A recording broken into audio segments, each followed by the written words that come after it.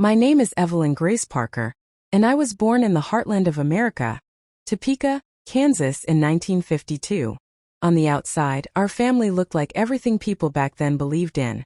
A hard-working father, a quiet, obedient mother, and a little girl who always had her hair combed and her socks pulled up right. We were the kind of family that waved at neighbors, showed up to church every Sunday, and smiled in photographs. But if you had stepped inside our house and stayed long enough to hear what wasn't being said, you might have noticed something was wrong. Very wrong.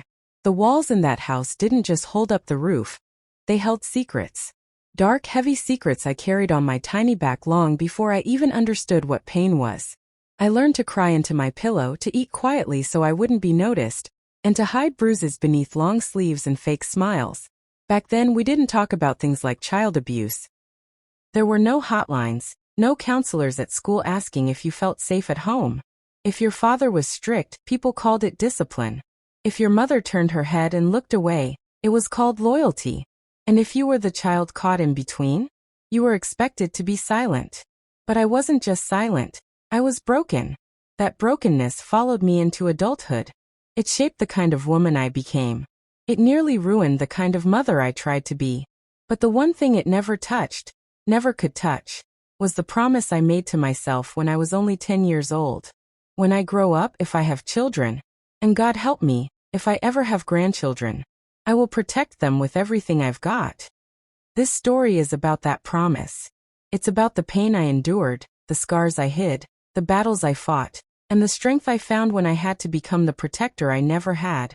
It's not easy to go back and tell these stories. Some memories still burn. Some still make me cry. But I tell them now, for every child who never had a voice, and for every grandmother who's trying to be the light she never received. This is my true story, and I'm finally ready to tell it. Before I continue this story, make sure you subscribe to this Grandma Stories channel, and let me know where you're watching from the comments section. From the outside, our house looked like every other home on Sycamore Lane. Neatly trimmed hedges, white paint, red shutters, a wind chime on the front porch that danced every time the Kansas breeze rolled in. If you drove by, you might have thought a happy little family lived there. Maybe a father who read bedtime stories, a mother who baked cookies, and a little girl who laughed and played in the backyard. But once you stepped through the front door, the illusion shattered. Inside that house, joy was a stranger. I was 8 years old the first time I realized that other kids lived differently. I had gone over to a classmate's house, Emily, her name was, for a birthday party. Her mother had balloons, cupcakes, and even a clown. Emily laughed out loud, her father tossed her in the air like she was weightless, and no one yelled when she dropped frosting on the carpet. That night, when I got home, my father asked if I'd thanked them. I said yes. Then he asked if I'd behaved. I said yes again. He looked at me long and hard and then muttered, "Girls who eat too many sweets get fat and lazy." He turned and walked into the kitchen. That was his way, never raising his voice, never showing much emotion. Just words that stung sharper than a belt. But that night the belt came too. I don't remember what I did wrong. Maybe I left my shoes in the hallway. Maybe I spoke without being asked. Or maybe he just had a bad day at work. In our house, pain didn't need a reason. He called it teaching a lesson. But there was no lesson. Only fear. My mother never stopped him. She would just lower her eyes, wring her hands, and disappear into the kitchen. If she did speak, it was only to say, "Don't upset your father." That was her daily prayer. That I wouldn't make it worse. I used to wonder if she was afraid of him, or if she truly believed that I deserved it. There was one room I hated more than any other, the basement. It was cold, musty, and unfinished. That's where he sent me when he was angry. I'd sit in the dark on the concrete floor, my knees pulled to my chest, staring up at the single flickering bulb overhead. Sometimes he would come down. Sometimes he wouldn't. The waiting was almost worse. But I never cried. Not where he could hear me. He said crying was weakness. That it made him more disappointed. So I learned to cry in silence. To let the tears fall into my pillow at night, when the house was quiet and the monsters had gone to sleep. School became my only refuge. I'd walk slowly there and even more slowly back home. The teachers called me polite and quiet, and praised me for my good grades. They never asked why I wore long sleeves in the heat of summer. They never looked closely at the girl who flinched when someone raised their hand too fast. No one asked because no one wanted to know. That's how abuse lived in neighborhoods like ours, hidden beneath clean front yards and polite Sunday greetings. It thrived in silence. And so I became silent. But inside that silence a voice grew. A voice that whispered, "This is not love." A voice that promised, "If I ever have children, they will never feel like this." A voice that would one day grow into strength. But back then, I was just a little girl in a quiet house full of dark secrets, waiting for someone to notice. I never really knew who my mother was. Her name was Virginia May Parker, but she rarely used it. My father called her Ginny, when he was in a good mood, and woman when he wasn't.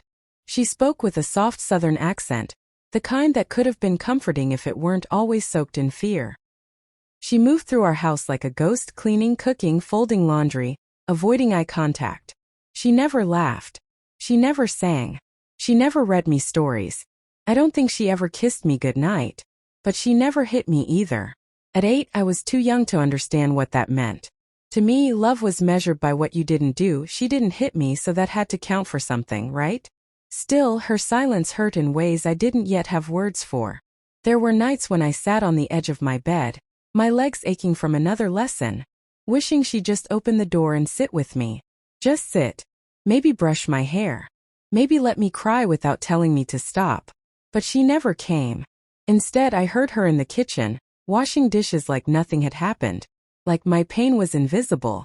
Sometimes I would catch her looking at me, really looking. Her eyes would fill with something, regret maybe. Or shame. But then she'd blink it away and go back to folding napkins or scrubbing the same spot on the counter over and over. My father didn't need to shout to control us. His anger simmered just beneath the surface, like a pot left on a stove too long. You never knew when it would boil over. One afternoon I knocked over a vase while dusting. A cheap, ugly thing my mother had gotten at a flea market. It shattered into a dozen pieces on the hardwood floor. I froze, staring at the glass like it had betrayed me. My mother came running into the room, eyes wide, hands shaking. "Pick it up," she whispered, almost pleading. "Hurry before he..." But it was too late. He was already there, standing in the doorway, watching us like we were insects under a microscope. He didn't raise his voice. He didn't raise his hand, not yet. He just stared. Then he looked at me and said, "Stupid girls break things. Clean it up and go to the basement." My mother tried to say something, but he cut her off with a single glare. Her mouth opened, then closed again. And like always, she obeyed. I spent the night in the basement, shivering against the cold concrete, a scratch on my palm stinging from the broken glass. I held it to my chest like a wound that finally proved I was real. That night, I stopped waiting for my mother to save me. Instead, I started imagining who I'd be when I was older. Stronger, louder, braver.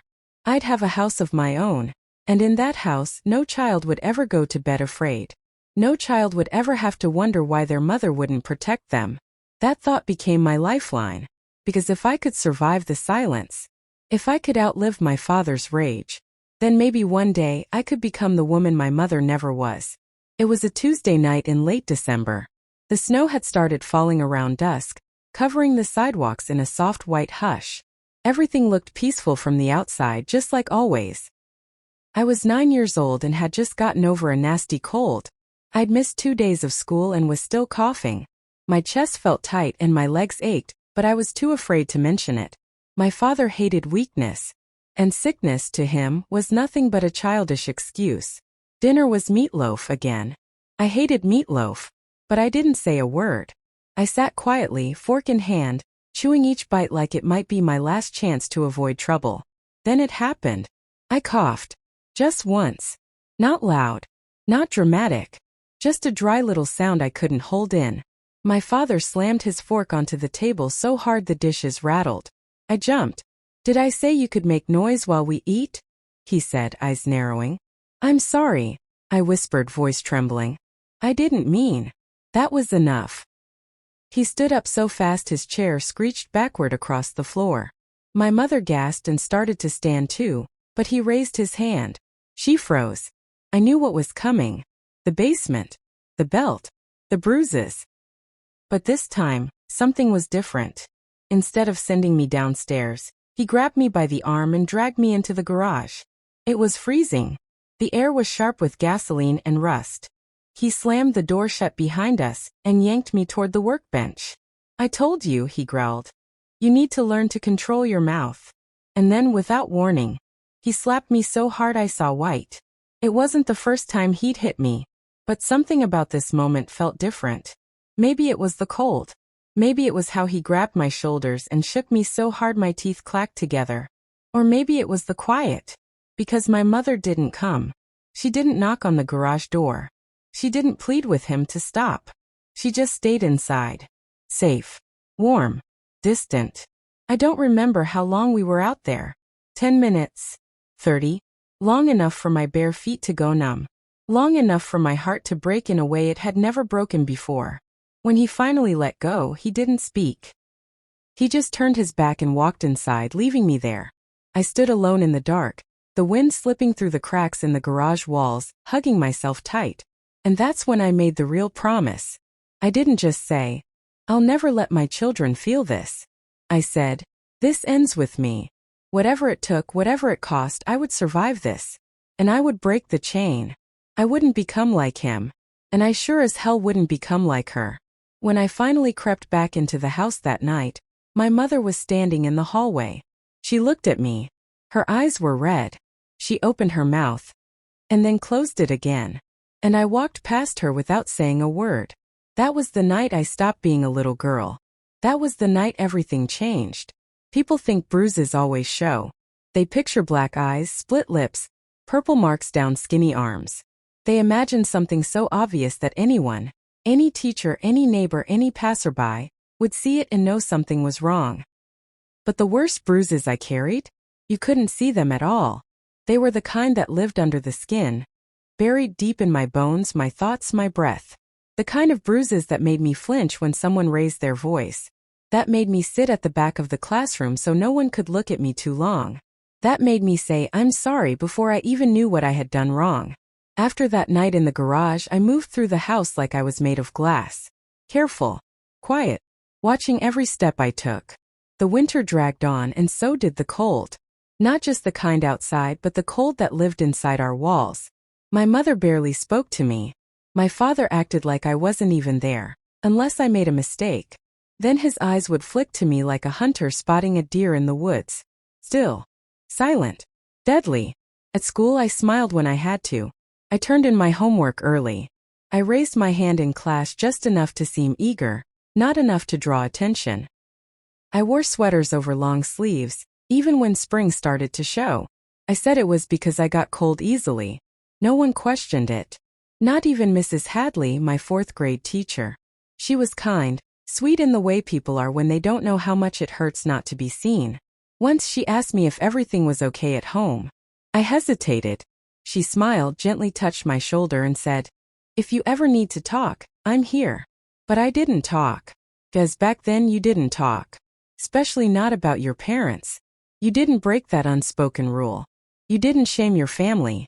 And truthfully, I wasn't even sure anyone would believe me. My father wore a suit to work every day. He volunteered at church. He shook hands with policemen. Who would believe a little girl who said that man turned into something else behind closed doors? One day I dropped a plate while doing dishes. It shattered on the floor. I froze. My father wasn't home yet, but my mother rushed into the kitchen. For a moment I thought maybe, just maybe, she would comfort me. But all she said was, "Clean it up. Don't let him see." And then she turned and walked away. That was how the bruises grew, layer by layer. Not just from his hands, but from her silence. From the way people around me pretended not to see. From the way the world kept spinning. Even as I felt like I was disappearing inside of it. I started writing in a notebook at night. Little poems. Little letters I never sent. One of them read, "I am not invisible, even if they treat me that way. I have bones and breath and blood. One day I will grow strong enough to protect someone. And I will protect them the way no one protected me." Even back then, something inside me was already planning to fight back someday.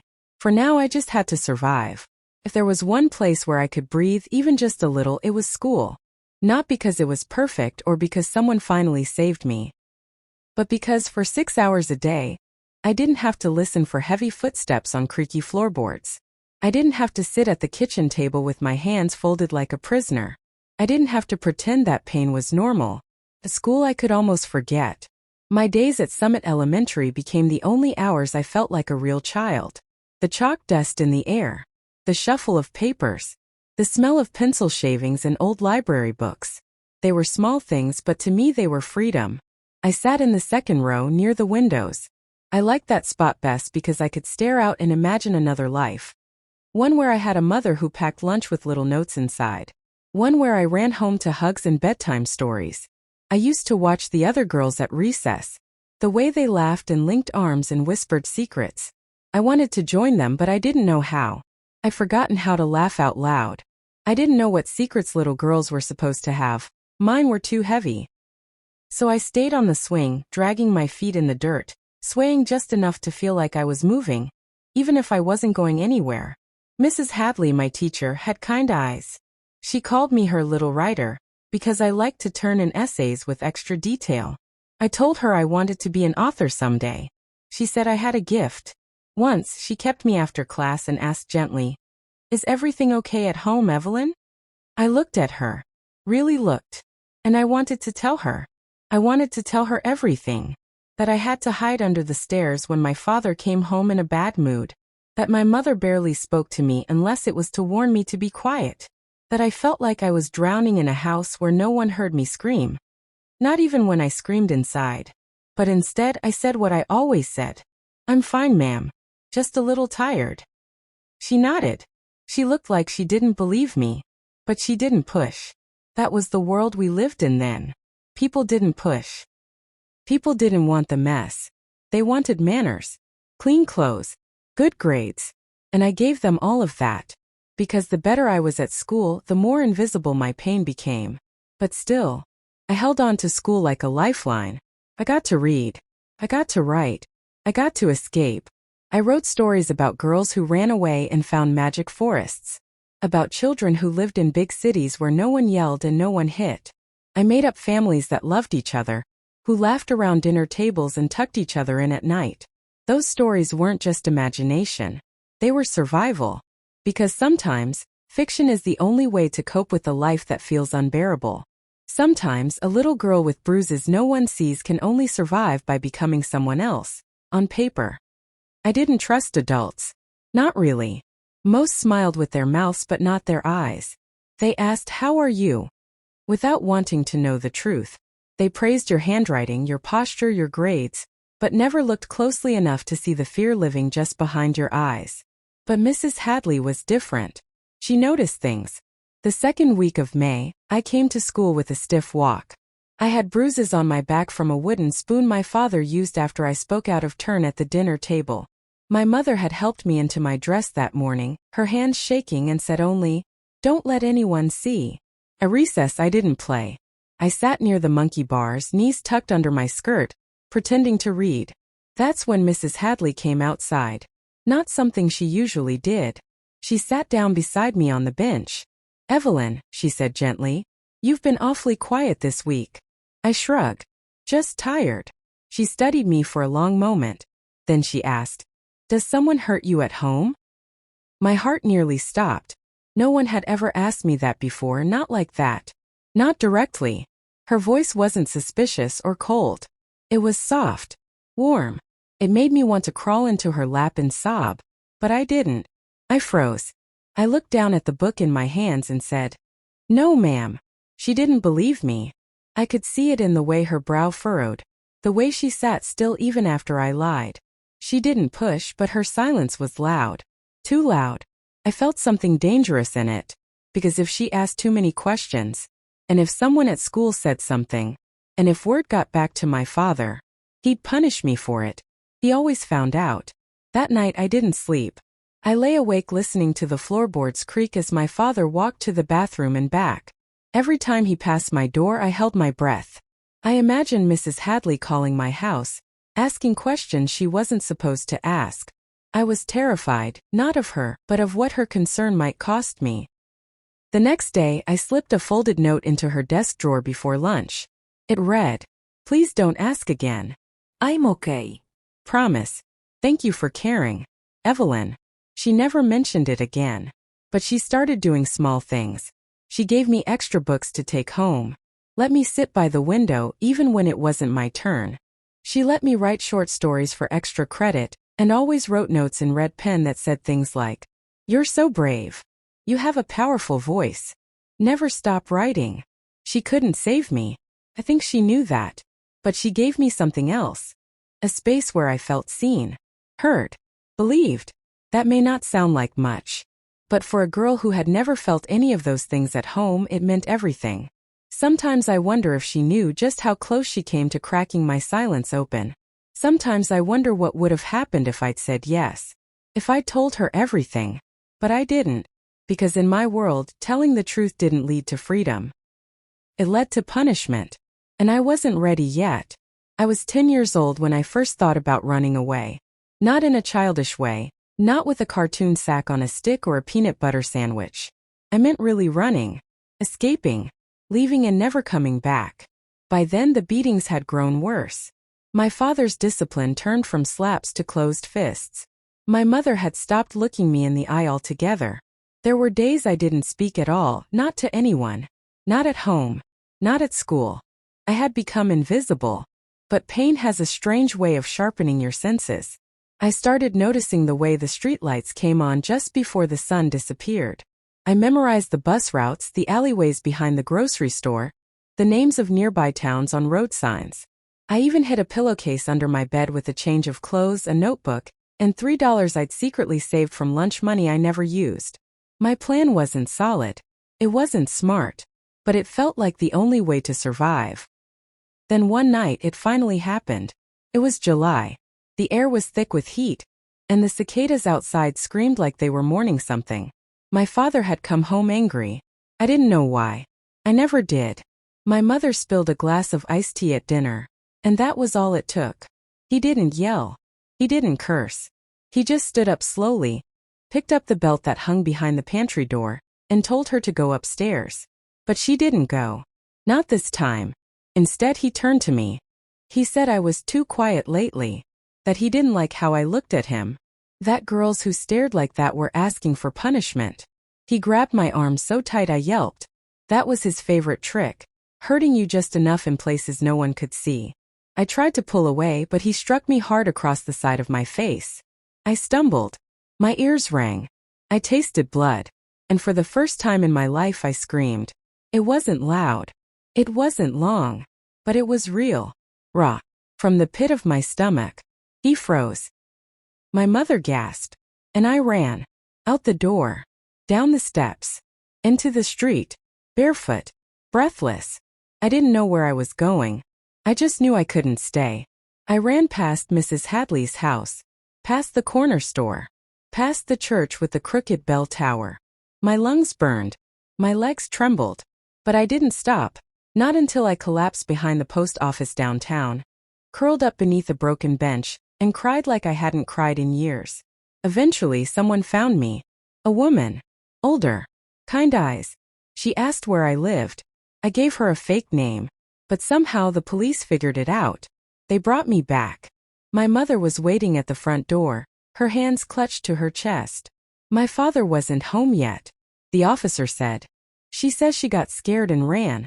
Probably just the heat. My mother nodded. Agreed. Laughed a little. She's always been dramatic. When the door closed behind me, she knelt down, grabbed my shoulders and said through clenched teeth, "Don't you ever do that again." Not because she was afraid for me. Because she was afraid of what people would think. That night my father didn't touch me. But I knew he would. Eventually. And even though I was back under his roof, something had shifted inside me. I had tasted something, freedom, even if only for an hour. And I wanted more. After my runaway attempt, things at home changed, but not for the better. My father didn't hit me for a while. Not because he had grown gentle, but because now he was watching me. Every move I made, every breath I took, I felt his eyes. I became a threat, someone who could expose him. And if there was one thing my father hated more than weakness, it was being seen for what he truly was. My mother, on the other hand, became colder. Distant. She didn't hold me. She didn't speak unless necessary. I had embarrassed her, shamed the family, and so in her mind I had become a burden. 2 months after I ran away, I came home from school to find a suitcase sitting by the front door. "What's that?" I asked, though I already knew. My mother smoothed her apron and didn't meet my eyes. "You'll be staying with your Aunt Marlene for a while," she said, her voice sharp, brittle. "It's for the best." I wanted to ask if she would miss me. She was sorry, but I already knew the answers. Aunt Marlene lived 2 towns over in a small square house that smelled like cat litter and cigarette smoke. She wasn't cruel, not like my father, but she wasn't kind either. She treated me like a visitor, an obligation. "You'll sleep on the couch," she said flatly. "Don't touch the thermostat. Don't leave lights on. And stay out of the way." I did as I was told. I became small again. Her husband, Uncle Stan, mostly ignored me. He worked nights and smelled like grease and beer.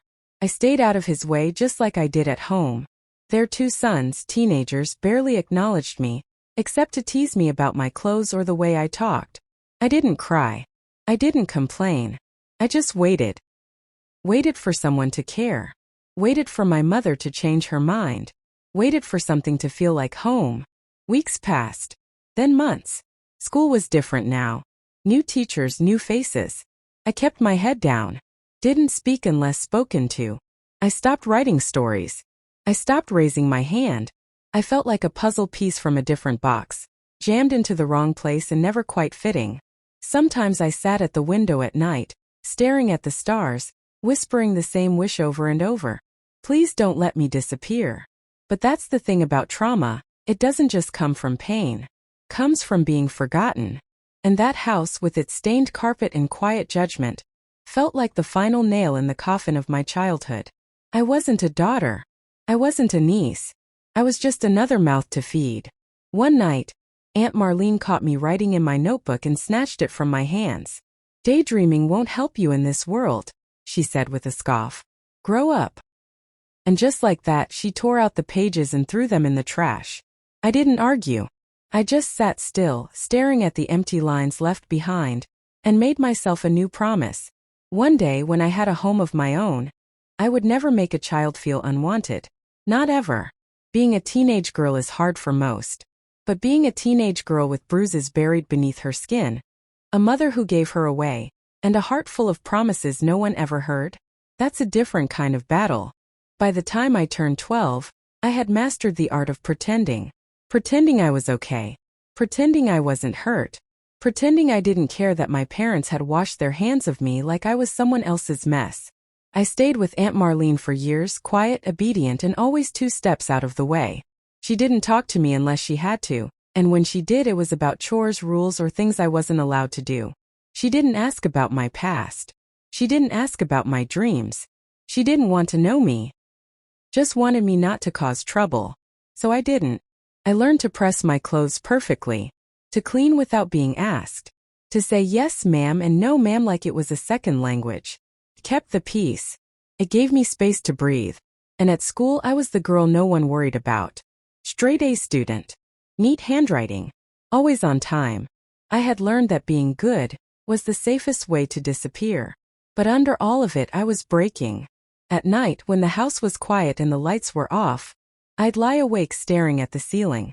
I'd imagine what it would feel like to be loved, not tolerated, not handled, not fed and clothed because it was someone's duty. Loved, wanted, chosen. There was a boy once, his name was Mark. He sat behind me in biology and smelled like soap and pencil shavings. He was kind. He asked about my favorite books. He said I had beautiful eyes. For a moment, I let myself believe I could be normal.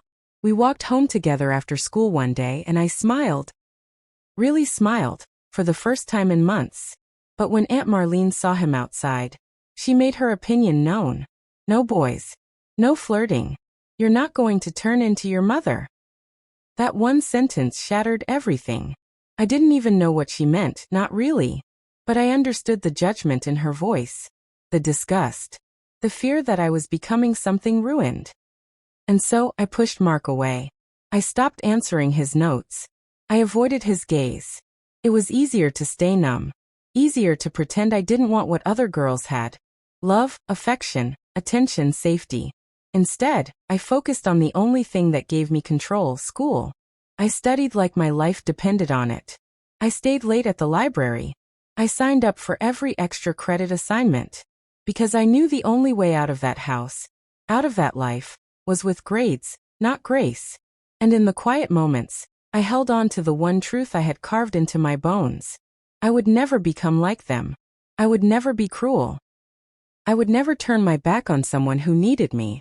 And one day, when I had children or grandchildren of my own, they would never feel the emptiness I carried. Because I knew what it was like to be a teenager, broken and hiding it. And I swore deep in my soul that I would break the cycle. I turned 17 in the middle of July. The air was thick with heat, and the cicadas screamed from the trees like they were trying to warn me, "Run now while you still can." And so I did. It wasn't dramatic. No slammed doors or screaming matches. No final que en festens. Just a quiet morning, a packed duffel bag, and a letter left on Aunt Marlene's kitchen counter. "Thank you for the roof. I'll figure out the rest on my own." I had saved up $84 from babysitting and odd jobs. Not much, but it felt like $1 million to a girl who had never owned a single decision in her life. I walked to the bus station wearing a dress that no longer fit and shoes with cracked soles. I didn't know where I was going exactly. I just wanted out. Out of the silence. Out of the guilt. Out of the house that reminded me every single day that I was never truly welcome.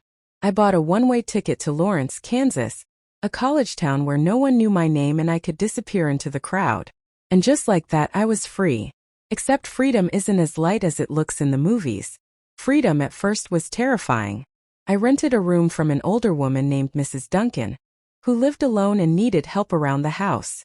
I washed dishes, ran errands, and in exchange she gave me a bed and 2 meals a day. It wasn't glamorous, but it was safe. And for the first time, no one yelled. No one raised a hand. No one locked the basement door. I enrolled in night classes at a small adult education center and got a job at a diner downtown. I learned how to carry 4 plates at once. How to smile even when men made comments they shouldn't. How to nod politely and tuck every dollar into a coffee can I kept under my bed. I was building something even if it was made of scraps. Some nights I'd lie in that tiny room with its creaky fan and floral wallpaper and just breathe deeply. Because I could. Because no one was outside my door waiting to hurt me. But the pain didn't leave right away. The nightmares still came. Sometimes I wake up with tears on my face, gasping for breath, remembering the garage, the slap, the basement. And then I'd remind myself, "You're not there anymore. You're safe now. You're free." And I'd get up, wipe my eyes, and go to work. Freedom wasn't perfect, but it was mine. And for the first time in my life, I started to believe that maybe, just maybe, I could become more than what had happened to me. I could become a protector, a woman who healed, a woman who broke the chain.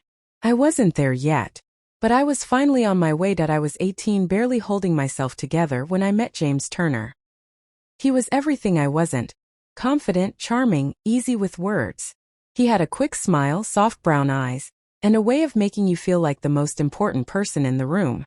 He came into the diner one evening just before closing and asked if the peach cobbler was homemade. "It is," I said, wiping my hands on my apron. "But it's probably colder than the moon by now." He laughed, a deep warm sound, and said, "I like cold things, especially if they're sweet." I blushed. Looking back, I know that moment was the beginning of something dangerous disguised as kindness. James was 23, a part-time mechanic and a full-time drifter. He said he was figuring things out. He told me I was different from the other girls. Told me I had eyes that looked like they'd seen too much. And in a way, he was right. I had seen too much. But I hadn't yet learned what that meant. That girls who've lived through fire are sometimes drawn to warmth, even when it comes from another flame. At first, James was gentle. He walked me home from shifts. He brought me old records he said reminded him of me. He kissed my forehead like I was something sacred. And when he said, "I'd never hurt you, Evelyn," I believed him. Because I wanted to believe. After a few months, I moved in with him. Mrs. Duncan warned me gently. She said, "You don't owe anyone your peace, baby girl." But I was too young. Too eager to belong to someone. Too hungry for a home.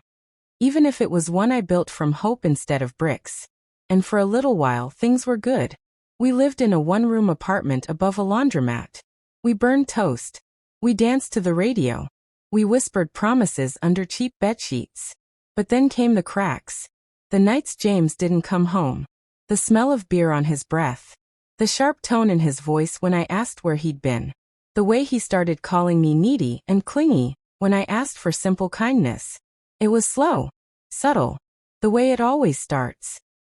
And then one night he shoved me. We had been arguing about money, about dishes, about nothing at all. And he grabbed my wrist hard, so hard I cried out. His eyes changed in that moment. They went cold. "You're lucky I don't do worse," he muttered. And I froze. Because I'd heard that voice before. Not his. My father's. I slept on the couch that night, curled up like the little girl I thought I'd left behind. My wrist ached, but it was my heart that throbbed the most. I told myself it was a mistake. That James was just stressed. That he didn't mean it. But when you grow up with abuse, you learn to normalize apologies that come with bruises. You convince yourself that being loved means being controlled. That pain is part of the package. Until one day you don't. Took me months to leave him. But the moment I saw my own reflection, tired, quiet, afraid, I knew I was becoming what I had promised I'd never be. And so, I packed my things in the middle of the night. I didn't leave a note. I didn't cry. I just walked away. Not because I was strong yet, but because I wanted to be. The apartment I moved into after James was tiny, barely big enough to turn around in. The walls were thin, the floors creaked, and the radiator sounded like it was coughing up ghosts at night. But it was mine. There was no shouting. No scattered plats. No footsteps that made my heart stop. No drunken hands grabbing my wrist and blaming me for their rage. For the first time in my life, I was truly completely alone. And I wasn't afraid of it. I bought a small desk from a thrift store and set it by the window. Every night after work, I sat there with a notebook and wrote. Not stories this time. Not make-believe. Truth. I wrote about my mother's eyes the night she sent me away. About the garage. The belt. The silence. About Mrs. Hadley and her questions I was too scared to answer. About Aunt Marlene and her cold kitchen. About James and the lie of his love. I wrote it all down. Because writing made me feel like I had control. Because writing made the pain smaller. Because I needed to remember it all, so I'd never repeat it. And one night, under the hum of the radiator and the soft scratch of my pen, I made myself a vow. A sacred one. If I ever have children, I will protect them. I will love them loudly, fiercely, openly. I will believe them. I will see them. I will be the mother I never had. And if I am blessed to live long enough to become a grandmother, I will raise my grandkids with the gentleness I spent my whole life searching for. That promise carried me. It became my compass, my light in the dark.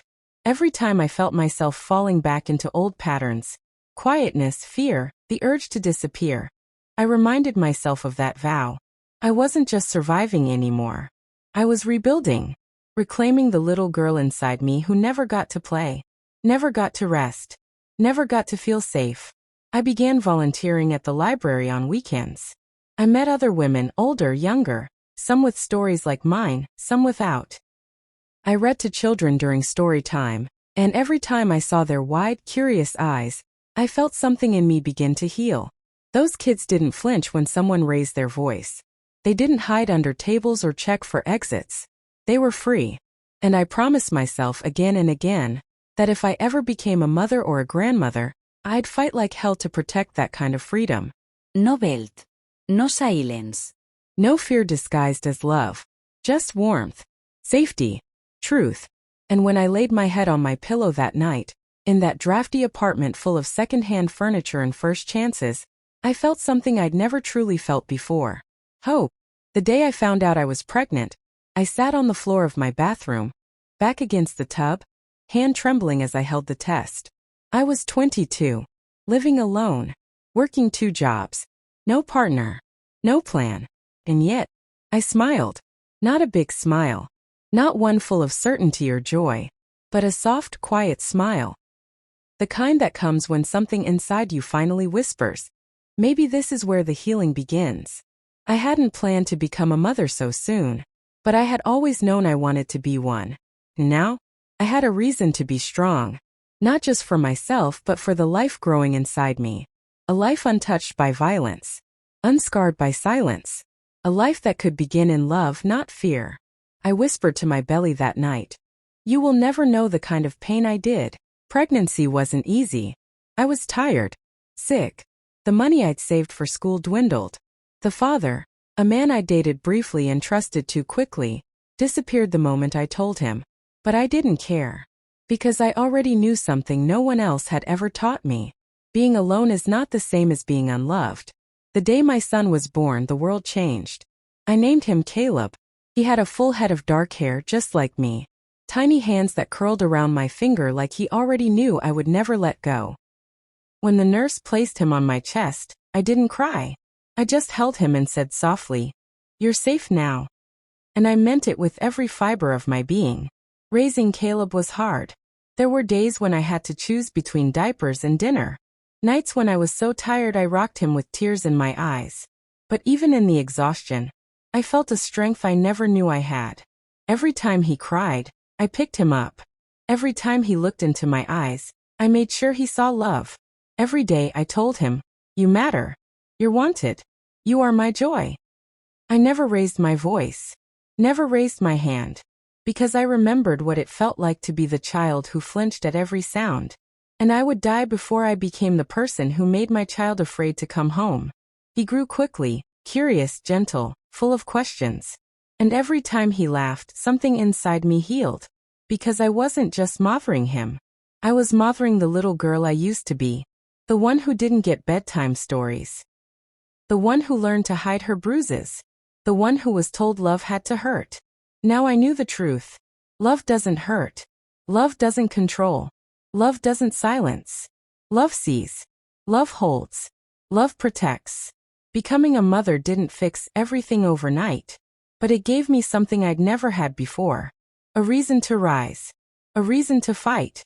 A reason to finally believe that I could be the beginning of something new. I didn't have much. Not in the way of money, or furniture, or name-brand clothes.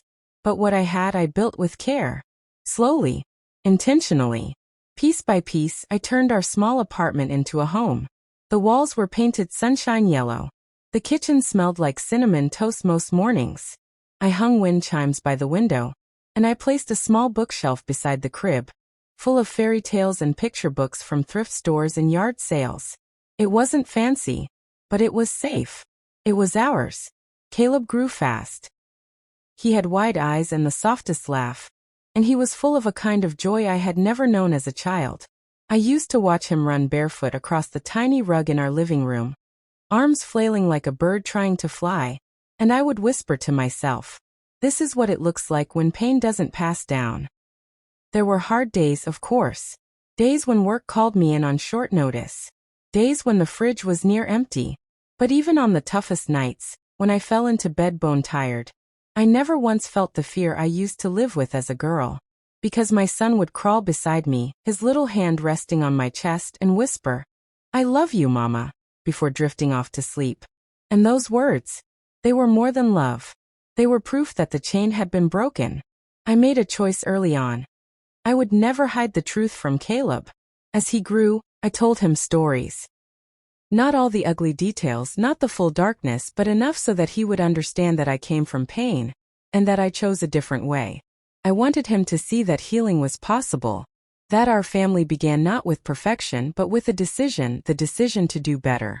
We didn't yell in our home. We used words, soft voices, patience. When he was upset, I listened. When I was upset, I explained. Took work, but it was worth every effort. And slowly our little home filled with light.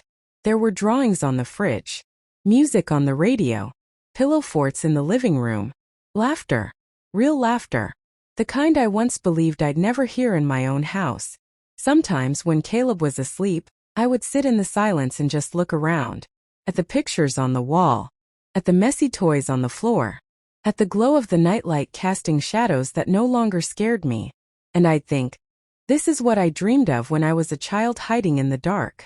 It wasn't a mansion. It wasn't the kind of life that people envied. But it was safe. It was gentle. It was mine. And most importantly, it was the home I had always needed and finally gave to someone else. I always knew the day would come, but I wasn't prepared for how deeply it would move me. When Caleb called and said, "Mom, we're having a baby," I sat down at the kitchen table and cried. Not because I was sad, but because I was overwhelmed with a feeling I hadn't let myself fully believe I would live to see. Generational peace. My baby boy, my Caleb, was going to be a father. And that meant I was going to be something else entirely. A grandmother. Even now the word feels too soft for the steel it took to get here. Too light for the weight I carried through the years. But when I placed my hand on my son's shoulder, looked into his steady eyes and whispered, "You're going to be an incredible dad," I felt something click into place. The circle was continuing, but differently. With love. With laughter. Without fear. His wife, Jasmine, was kind and patient. More gentle than I ever was at her age. She reminded me of who I once hoped to become.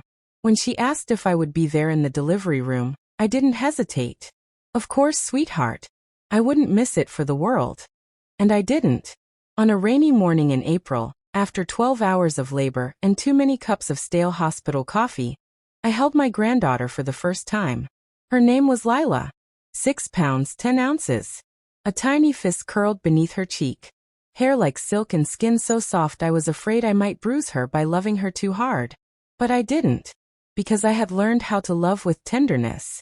When the nurse placed her in my arms, something ancient in me rose to the surface. The scared little girl. The abandoned teenager. The young mother who built her life from scraps. All of them were there, watching as I rocked that baby and whispered, "You will never be afraid in this family. You will never be alone. You are a new beginning." And for the first time in my entire life, I didn't just feel free. I felt whole.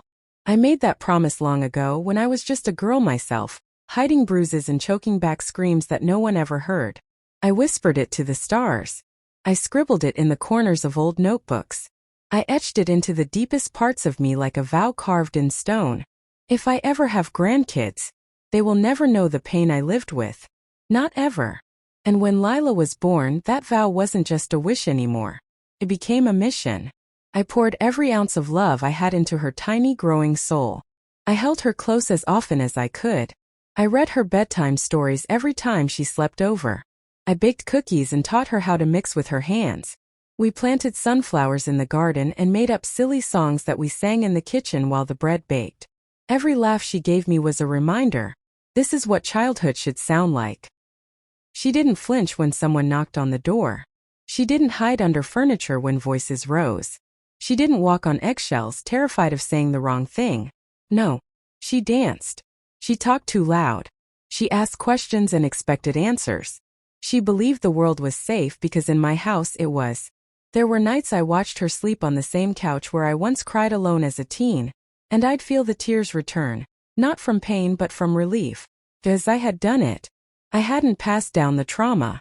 I hadn't continued the legacy of silence, fear, and bruises. Instead, I had rewritten the story. And it wasn't just Lila. 2 years later, Caleb and Jasmine had a second child. Micah, a bright-eyed, curious boy who clung to my legs like I was a magnet. He loved puzzles and building towers out of cereal boxes. Every time he shouted, "Grandma, look what I made," I clapped like he'd just discovered fire. I let them be loud. I let them be messy. I let them be children. Because I was never allowed to be one. But I could give that gift to them. They will never know what it's like to live in fear. They will never be taught that love equals pain. They will never sit at a dinner table terrified of saying the wrong thing. And if I have to spend every breath in my body protecting that peace, I will. Because breaking the cycle wasn't easy. It meant fighting old voices in my head.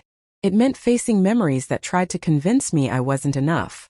It meant healing scars I couldn't always see, but felt every day.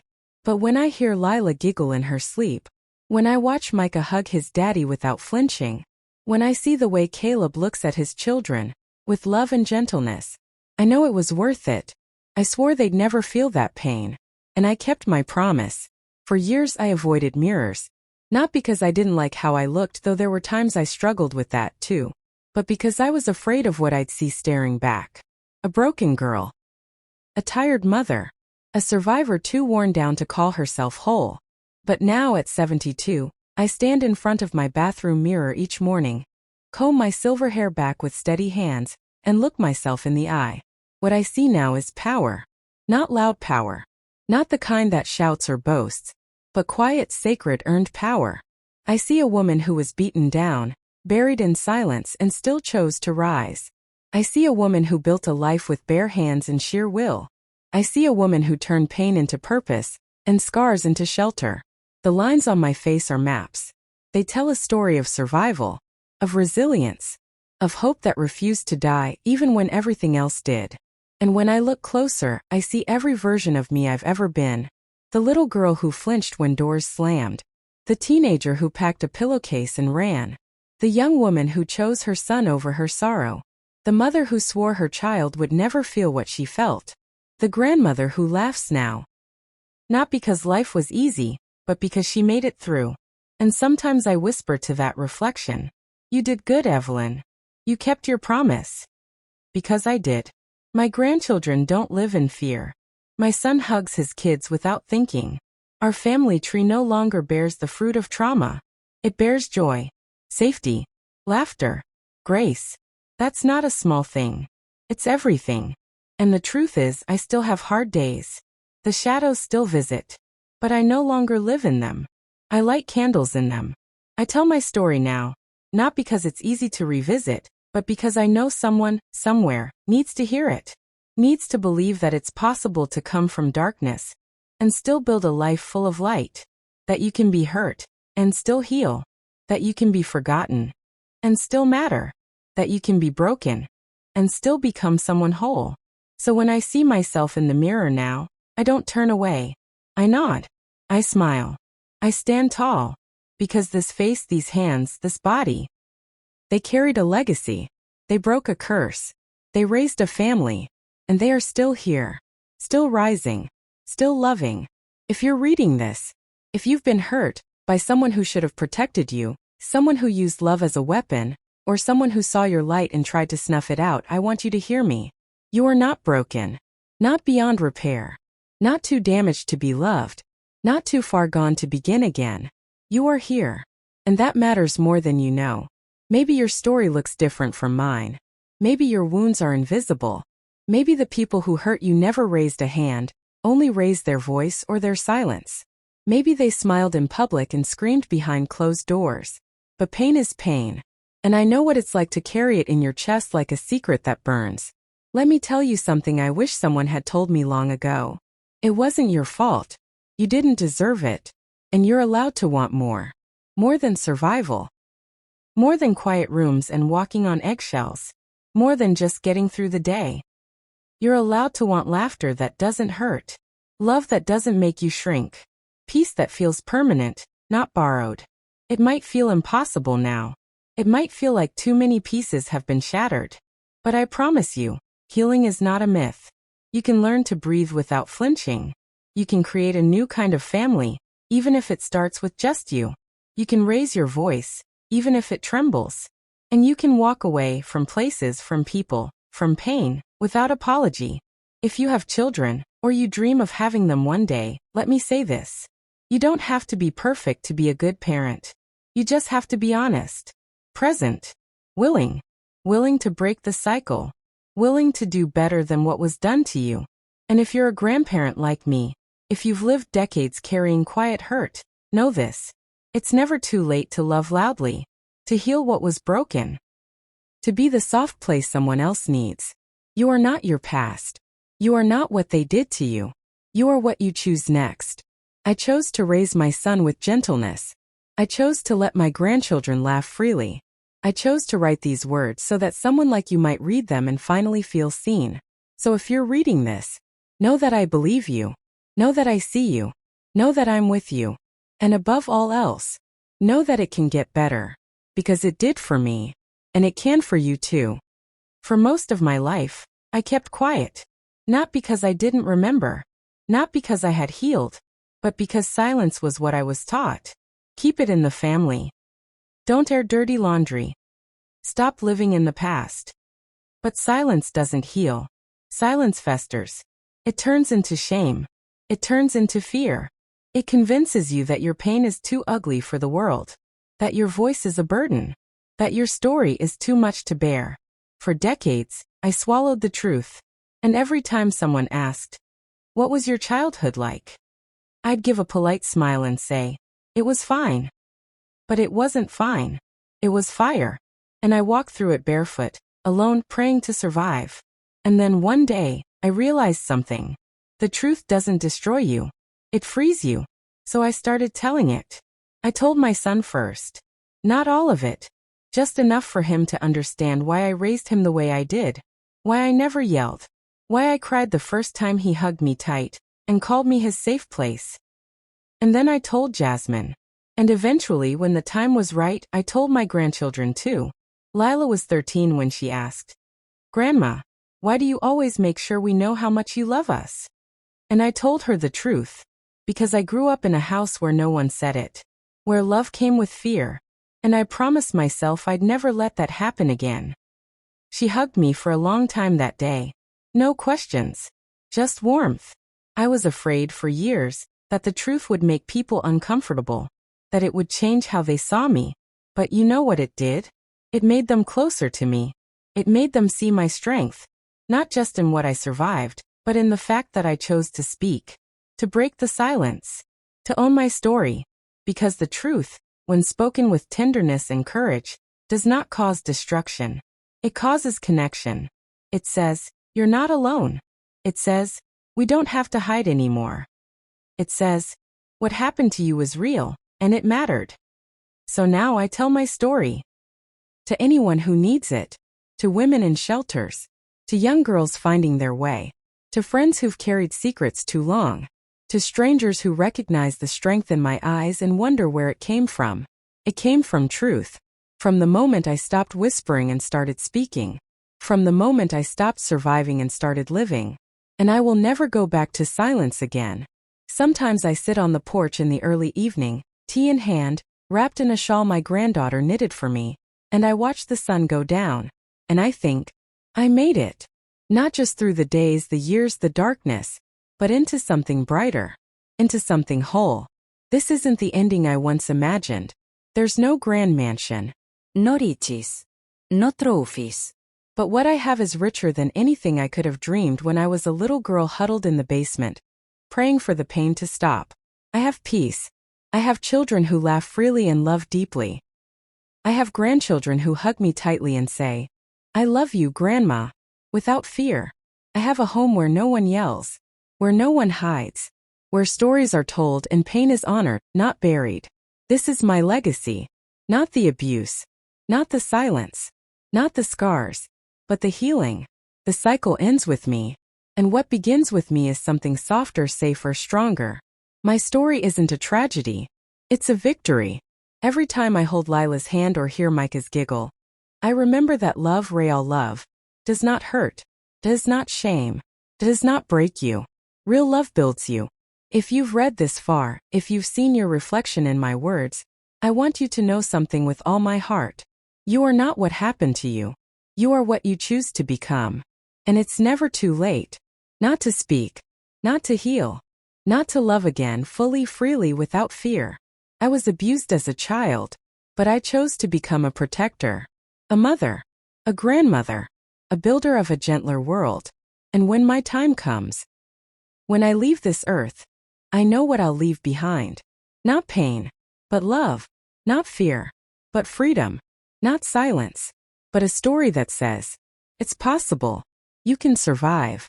You can heal. You can change everything. And that is the greatest legacy of all. I used to think healing meant forgetting. That one day I'd wake up and the memories would be gone. That I could seal the past behind a door and throw away the key. But now I know the truth. Healing doesn't mean forgetting. It means remembering without breaking. One summer, Lila asked if I'd take her to my old neighborhood. She was doing a school project on family history, and she wanted to see where Grandma came from. I hesitated at first, not out of fear, but out of protection. For her. For me. For the little girl I used to be. But I said yes. We packed sandwiches, filled a thermos with lemonade, and drove the 2 hours north. The streets looked smaller. The house is older. The cracks in the pavement hadn't been fixed, and the mailbox on the corner still leaned slightly to one side. Nothing had changed, and everything had. We parked in front of my childhood home, if you could call it that. The paint was peeling. The porch sagged. A curtain fluttered in the window upstairs, and for a moment, I could almost see my younger self watching from behind it, afraid to come out. Lila stepped out of the car and looked around. This is where it started. I nodded. Yes, but not where it ended. We walked for a while. Past the alley where I used to hide. Past the corner store where I spent my first few coins. Past the elementary school where I used to sit at lunch with my hands folded, too afraid to speak. And I didn't cry, because I wasn't her anymore. I was me, whole, healed, and holding the hand of the future. Was it hard living here? Lila asked. Yes, I answered honestly. But it made me strong. And because of that, you get to be soft. She leaned her head on my shoulder and whispered, "Thank you for surviving, Grandma." And in that moment, standing in front of everything that once tried to destroy me, I felt something I never expected to feel in that place. Bride. Not for what happened to me, but for who I became in spite of it. Lila was always curious. Not just in the way children ask questions, but in the way old souls do, searching not just for facts but for meaning. By the time she was 15, she had more insight than many grown women I'd met in my lifetime. One evening, as we folded laundry together, she asked, "Grandma, how did you stay strong when everyone around you wanted you to break?" I paused, my fingers resting on a soft towel. It was a simple question, but one that echoed through decades of my life. "I didn't always feel strong," I said. "In fact, most of the time, I felt like I was barely holding on." She looked at me, brows furrowed. "But you made it. Doesn't that mean you were strong all along?" I smiled, touched her hand gently, and replied, "Strength isn't just about standing tall. Sometimes it's about falling down and getting back up the next day, over and over again. Strength is crying in the dark and still showing up in the morning. Strength is not yelling when you want to scream. It's choosing love when you were never shown it. It's raising your children right even though no one raised you right." Lila's eyes shimmered with unshed tears.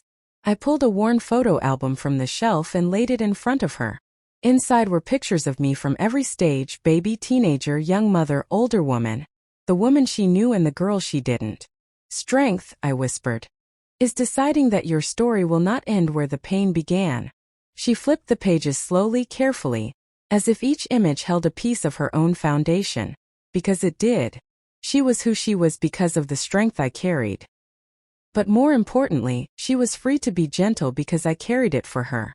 We spent that evening in quiet reflection, her learning who she came from, and me remembering why I fought so hard to change the ending. And I knew without a doubt that she would carry my story forward not as a burden, but as a blessing. Because strength doesn't always look like muscle or fire. Sometimes it looks like a young girl listening so that one day she too can rise with grace, power, and purpose. Sometimes healing means saying things you were never allowed to say. Sometimes it means writing a letter to someone who still lives inside you. Someone who's been waiting a lifetime to be heard. So, one quiet evening after the kids had gone home and the house fell into soft silence, I lit a candle, opened a fresh page in my journal, and began writing. "Dear little me, I see you. I remember the way your small hands shook when footsteps echoed down the hall. I remember how you clenched your jaw, hoping silence would make you invisible. I remember how you flinched at slammed doors and cried into your pillow, wondering if anyone would ever come to help. You were scared, and it wasn't your fault. You tried so hard to be good, to be quiet, to not make things worse.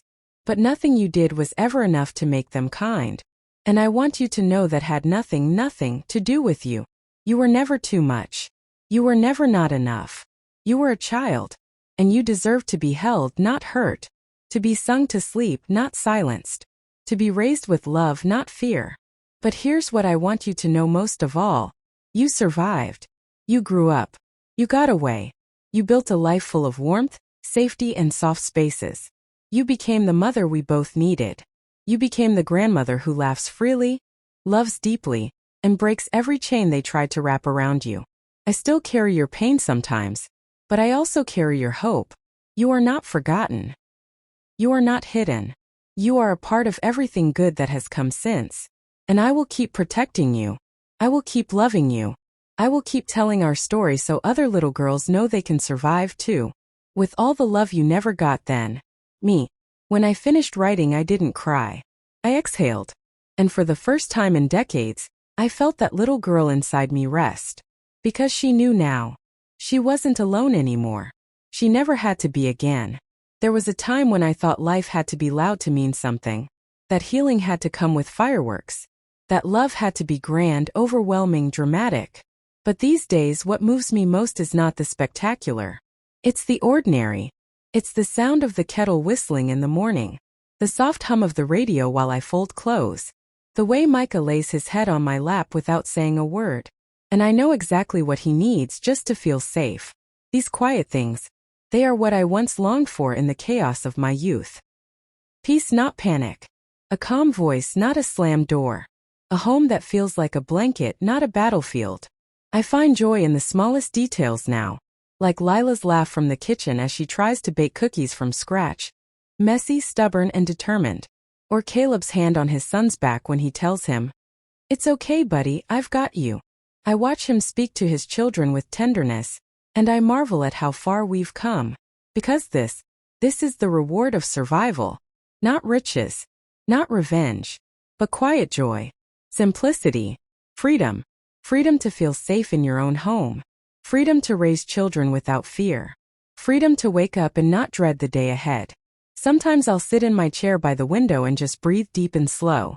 And I'll whisper to no one in particular, this is what it was all for. Not for perfection. Not for applause. But for these still, sacred moments when I realize, I am no longer surviving. I am living. I never expected a thank you. Not really. When you come from pain, you learn to give without expecting anything in return. You give love because you know what it's like to live without it. You protect because you know the cost of neglect. You show up again and again because no one ever showed up for you. But one Sunday afternoon, in the middle of a simple family meal, it happened. We were sitting around the table. Fried chicken, mashed potatoes, biscuits. The kind of food that fills your belly and warms your soul. The kids were laughing, Jasmine was telling a story, and the kitchen smelled like every good memory I ever dreamed of creating. Then Caleb looked at me. His eyes weren't just soft, they were shining. He raised his glass and said, "To my mother, who loved me so deeply I never had to question it. Who gave me the kind of childhood she never had. Who broke every chain so that I could raise my kids in peace. Thank you, Mom." The room fell silent. Lila reached across the table and squeezed my hand. Micah, still with crumbs on his cheeks, leaned over and kissed my shoulder. And Jasmine, with tears in her eyes, whispered, "You saved us all." I didn't know what to say. I just nodded and smiled and felt the tears roll down my cheeks. Because they saw it. Not just what I gave them, but what it cost me to give it. And they loved me more for it, not less. There's something sacred about being thanked by your own children. Not just for raising them, but for healing before you pass the pain down. They didn't grow up with rage. They didn't grow up afraid. They grew up safe. They grew up free. And when they look at me now, they don't see a broken woman. They see a warrior. A healer. A nurturer. They see home. That night, after everyone had gone and the house was quiet again, I stood in front of the mirror. I touched the lines on my face. I closed my eyes. And I whispered to myself, "You did it. You loved them right." And somehow that thank you, it healed a piece of me I didn't know was still hurting. When I was a child, the word grandma didn't mean warm hugs or bedtime stories. It meant silence. Distance. A woman who sat in the corner with a tight mouth and tired eyes. More shadow than shelter. I never sat in her lap. I never heard her say, "I love you." She didn't bake cookies or brush my hair. She didn't ask me how I was feeling. She didn't protect me. So when I became a grandmother, I had no blueprint. No example to follow. Only a void. One I promised myself I would never let exist for my own grandchildren. I didn't want to just be a grandma. I wanted to be the grandma I needed. The one who listened even when the story rambled. The one who clapped for every drawing, every song, every silly dance. The one who made hot cocoa when the world felt cold. The one who knew their friends' names, their favorite colors, their dreams. And I did. I became that grandma who sat on the floor playing games, who let them cry without rushing their feelings, who always had an extra blanket, an extra snack, an extra moment just for them. I became the grandma who said, "I'm proud of you," even before the world did. The grandma who said, "I love you," every time they left my house, because I never once heard those words growing up, and I knew how heavy their absence could be. And in the still moments when Lila curls up beside me and says, "Grandma, I love coming here. It feels safe," I close my eyes and breathe deeply, because those words, they mean everything. They mean I broke the chain. They mean I didn't become what was modeled for me. I became something new, something better. I became what I always longed for, and in doing so I healed not just myself, but generations. This legacy I carry is not one of pain anymore. It's love. It's laughter. It's light. And every time my grandkids run into my arms without hesitation, I know I became the grandma I once cried for. For most of my early life, I didn't know what real love felt like. What I knew was fear disguised as love, control sold as care, words that hurt followed by apologies that never healed. Love was a door creaking open at night, a voice raised too loud, a silence too long. So when people used to say, "You are so loved," it never settled in my bones. I didn't believe it. Not really. But now I do. Because now, love feels like soft things, simple things, true things. Love feels like my granddaughter's arms wrapped around me after a long day. Like Caleb calling me just to say, "I was thinking about you, Mom." Like Micah slipping a drawing into my purse that says, "You're my favorite person." Love feels like being chosen. Not out of obligation. Not out of fear. But because they see me and they want me there. Feels like laughter at the dinner table. Like warm bread on the stove. Like photos taped to the fridge with crooked little magnets. It feels like Jasmine insisting I wear her coat when it's cold. Like the whole family singing me happy birthday, in voices off key but filled with joy. Feels like safety. Not just for them but for me. Because for the first time in my life, I know this kind of love isn't going to turn on me. It's not going to demand that I shrink or stay silent. It doesn't want to control or consume. It simply wants to hold me as I am. That's the miracle, really. After everything I've lived through, all the things I believed I wasn't worthy of, I now wake up every morning knowing I am loved, wholly, gently, without fear. And more than that, I love myself too. Not in a loud, boastful way, but in a quiet, steady way. A way that says, "You've been through enough. Now let yourself rest. Let yourself be loved. Let yourself receive all that you never thought you deserved. Because this love, this peace, it's real. And it's mine." There wasn't a big ceremony. No dramatic music. No tirfelgudbie. Just a quiet morning, soft light spilling across my kitchen floor, and something inside me whispering, "It's time." I had held on for so long. To memories that hurt. To shame that wasn't mine. To questions that would never be answered. For decades, I carried the weight of people who never apologized. I kept stories locked inside me like heavy stones in my pockets. I kept fear close just in case I needed it again. But that morning I opened my bedroom closet and reached for a small cedar box on the top shelf. Inside were things from my childhood I had hidden away. A crumpled photograph. A letter I wrote but never sent. An old ribbon from a dress I used to wear when I wanted to feel beautiful, even though no one noticed. I sat at the edge of my bed, ran my hands over each piece and cried. Not the kind of cry that breaks you, but the kind that washes you clean. Then one by one I let them go. I burned the letter in a metal bowl by the sink. I buried the ribbon in the garden beneath my favorite rose bush. I placed the photo in the fireplace and watched it curl and fade into ash. And with each release I whispered, "You don't control me anymore. I survived you. And now I release you." I wasn't angry. I wasn't bitter. I was just done. Done carrying pain that never belonged to me. Done waiting for justice that may never come. Done reliving scenes from a life I've already rewritten. I stepped outside barefoot, felt the cool dirt under my toes, and tilted my head to the sky. The sun touched my skin like a blessing. And in that moment, I didn't feel broken. I didn't feel afraid. I felt free. Not because the past disappeared, but because I no longer lived in it.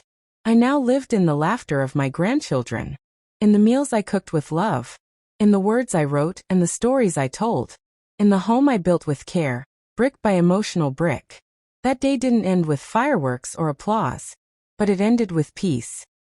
And for me, that was everything. This year they all came home. The kids, the grandkids, even Jasmine's husband, who rarely took time off, found his way back for the weekend. They filled the house with their voices, some deep with age, some still high and wild with childhood. There were shoes piled by the door, puzzles on the coffee table, music playing low in the background. Laughter spilled from the kitchen, and every chair was taken. I watched from the doorway, my heart fuller than the dining room. This was the dream I never dared to dream as a child. I spent most of my younger years believing I'd leave no mark on this world. That I was a shadow, not a presence. A burden, not a blessing. But as I looked around the room that day, I saw what I'd built. Not with money, not with power, but with love. A love that had to be carved out of pain. A love that had to be learned on my own, through trial and tears. A love that healed generations forward. Jasmine raised her glass before dinner and said, "To the woman who taught us that healing is possible. To the woman who turned pain into purpose. Who made every scar a part of our strength. Happy Mother's Day, Mom. Your legacy is all around this table." I couldn't speak. Tears ran freely as I looked at the faces that once lived inside my dreams. Now real, now here, now whole. Because my legacy isn't in anything I own. It isn't in awards or fame or fortune. My legacy is in the way Lila consoles her friends without judgment. The way Caleb listens before he speaks. The way Micah tells his baby sister, "You're safe with me." The peace in this house. The softness in our voices. The warmth in our touch. My legacy is in every moment they felt loved and didn't have to wonder if it was real. I didn't pass down trauma. I passed down tenderness. I passed down truth. I passed down the freedom to be fully human, flawed, forgiven, and fiercely loved. And when I'm gone, I know this. They will tell my story. But not just the story of what I endured. The story of what I chose instead. I wasn't just a survivor. I was a cycle breaker. A love giver. A home builder. And in their hearts, I will never die. If you're reading this now, it means my time here has passed. But don't cry too long for me, love. Because I didn't just live. I lived well. Not because everything was easy, but because I chose not to let the hard parts define me.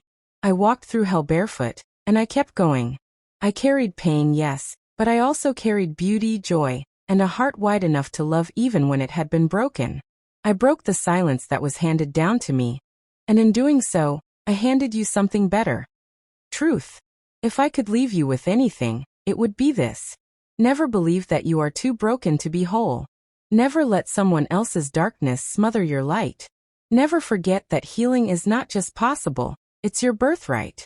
And above all, know this. You are enough. Exactly as you are. You don't have to earn love. You don't have to hide your hurt. You don't have to be anyone other than your beautifully imperfect self. To my children, thank you for forgiving what I didn't know when I was learning how to be a mother. Thank you for loving me even when I was still healing. To my grandchildren, you are my joy, my future, my proof that the story can change. Carry kindness like a lantern, even when the world grows dark. And never be afraid to speak your truth.